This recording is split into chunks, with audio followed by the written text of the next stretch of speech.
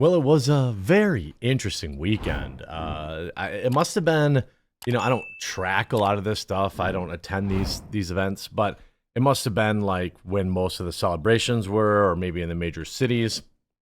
Bud Light had a very bad weekend. It had sponsored many interesting events that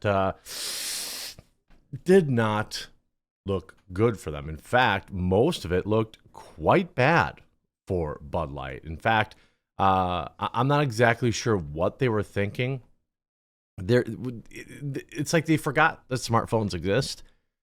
All of this stuff ends up on camera, and it's very, very odd. Now, some of these things we went through this with Yingling, where it's like, oh, they sponsored a stage.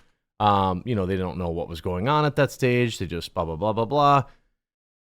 Most people should get the benefit of the doubt there. I think that's what I gave, for example, Yingling with their little show, their all ages show.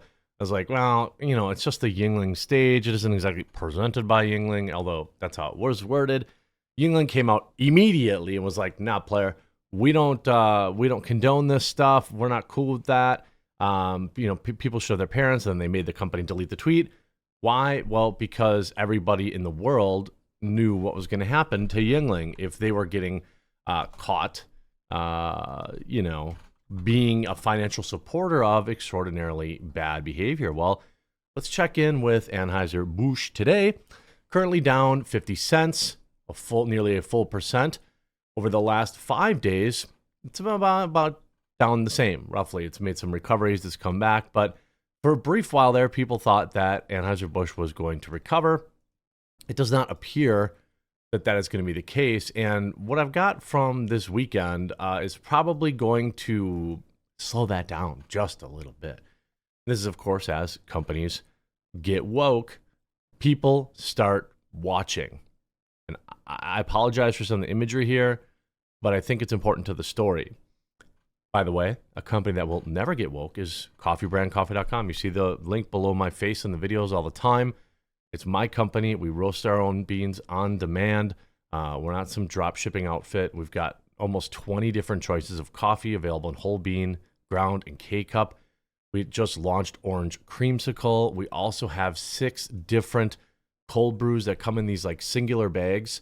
You just throw it in a jar of water overnight, and you've got delicious cold brew. We just launched blueberry cobbler, raspberry cream, and strawberries and cream, in addition to our Ethiopian dark and Colombian blends.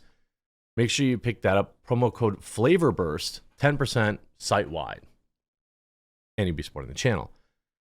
Bud Light sponsored a Toronto Pride event that included unclothed individuals parading in front of kids.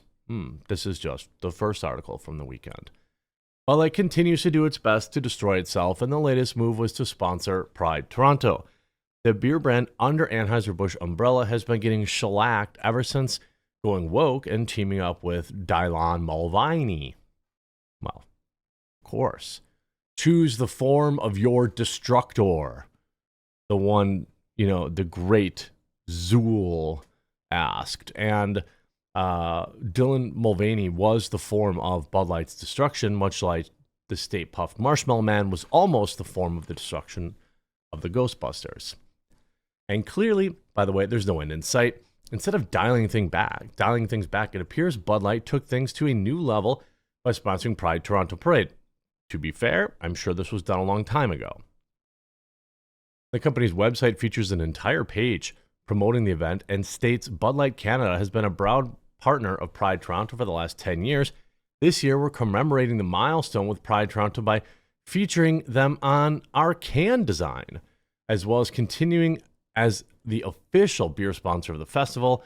As a brand, Bud Light Canada is excited to once again celebrate and support the LGBTQIA number 2S plus community through Pride Toronto's annual Pride celebration and parade. I don't know why it's so hard to just keep this stuff away from kids. Now, I want to point something out too. There are parents that are bringing their kids to these events, right? It's not like these parades are going through suburban towns. Now, maybe they've got kids and they're trying to go grocery shopping or something like that. All the pictures I see are kids at the event. So let's not forget that there's some serious, blame to spread around here. The parents that are bringing their kids and they think that, their kids seeing some, overweight dude's dong flap around is like woke or cool for the gram so they could post it on social media. I mean, that's some questions I think I have for those parents. Now, of course, because Toronto Parade features full-on birthday suits, in a video circulating on the web from the parade, multiple adults are in their birthday suits, roaming the streets and celebrating. Like, why is this part of Pride? Can anybody tell me? What do the two things have in common? I'm waiting. What do the two things, being in the LGBTQI number 2+ community and being, it's not like you're celebrating a nudist colony or something like that. Why are these two things always together? Well, for some, they cannot separate kink. And I think for some of these gentlemen, they get off on imposing their bodies on others who didn't ask to see it. It's a kink for them. Now, they also know kids are there or likely to be in the area, and they continue to do it. I obviously can't make any direct connections or correlations there, but it's curious. In a video circling the web from the parade, multiple adults roaming around. Another video from the event shows a group of birthday-suited men right in front of at least one young child. What appeared to be drag queens and scantily clad dancers also performed on the Bud Light stage prior to the parade, according to Newsweek. Now, again, I will say, consenting adults can enjoy, just about everything. It's none of my business. I don't have to go consume that, right? It's not for me. I'm not saying it shouldn't happen. But again, why aren't they saying no kids allowed? It just seems so odd. It'd be like such a PR win for these shows and communities, right? You know dang well they've got like 3 weirdos who are like, no, it's got to be all ages because Pride is for everyone. And the other 97% of them are like, I guess. I mean, man, I don't really want this dude to have a whole hissy fit again. Like, that's what self-policing does in communities. And at these events, it would just do so much better from a PR perspective. When I say PR, I mean how non-LGBTQIA number 2+ whatever community people view that community. If that community came together and said like, nah, dude, yeah, we're gonna go dong out. But no kids, period. And it's an event that you have to buy a ticket to, or you have to go. Fine. I mean, I think to pretend like, I've seen all sorts of things at music festivals. I've gone to a lot of concerts in my day. I've gone to music festivals. I've seen all sorts of things. Okay. More spicy than just some dude walking around dong out. Okay. But again, there aren't 5-year-olds there generally.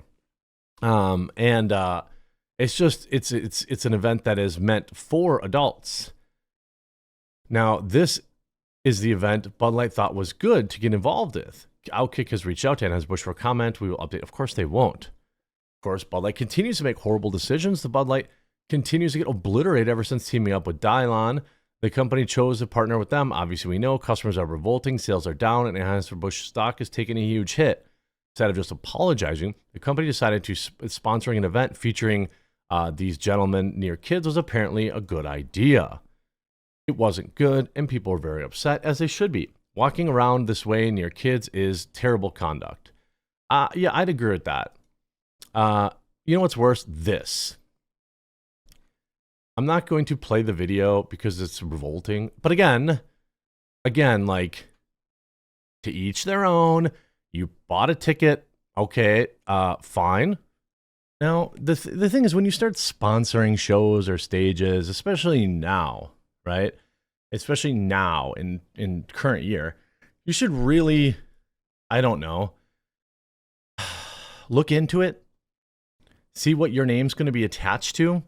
The days are gone of just saying like, it's Pride, here's some money, now sell more products. Video taken by journalist Beth Bias, sorry, Beth, shows performers dancing around with wearing weird face masks. A large Bud Light banner can be seen near the stage. Bud Light Canada has been a proud partner of Toronto Pride for the last 10 years. Bud Light Canada's website read, I mean, I just, they're wearing like, it's just gross. I don't know if that's a man or a woman at all. Who knows, even more these days, to be honest with you. You know, as a brand, Bud Light Canada, it's like, what? What are you doing? I would probably say, like, look, you can all keep the money. What they should have just said, hey, all all this stuff going on this month, you can keep the money, we promise, but take down our banners. I mean, I don't understand what is going on in their minds when they just throw this money and they're like, hey, we're going to throw this money at things and we're going to, we're just going to make more money. We don't care if, you see here, Bud Light slammed for sponsoring Toronto Pride. They deserve to go broke. Well, when you have kids at this stuff, and again, no small amount of blame should be put on the parents, or questions should be asked about the parents who bring this stuff. Twitter user Dr. Anastasia Maria Lupus brought the video to the attention of herself and almost 500,000 Twitter followers. Bud Light has a stage at Toronto Pride. This is one of the acts. They deserve to go completely broke. She tweeted sharing the post-millennials footage. The act on the stage was /need. While Bud Light branding can be seen around the stage, it had been set up. The band appears to feature a drag act while dancers have pantyhose on their heads with cartoon eyes painted over the top. Again, if this is just a concert, I mean, I've seen weird stuff at concerts too. I mean, there's all sorts of stuff. You can go see a Guar concert, look that up, right? But again, it's like bad optics for Bud Light, and they should really know better. But we already know they're riding the ship into the ground, and good luck to them. Today, already down another 50 cents, nearly 1%. Hope you enjoyed this video. If you did, make sure you leave a like on it. We'll talk to you again real soon.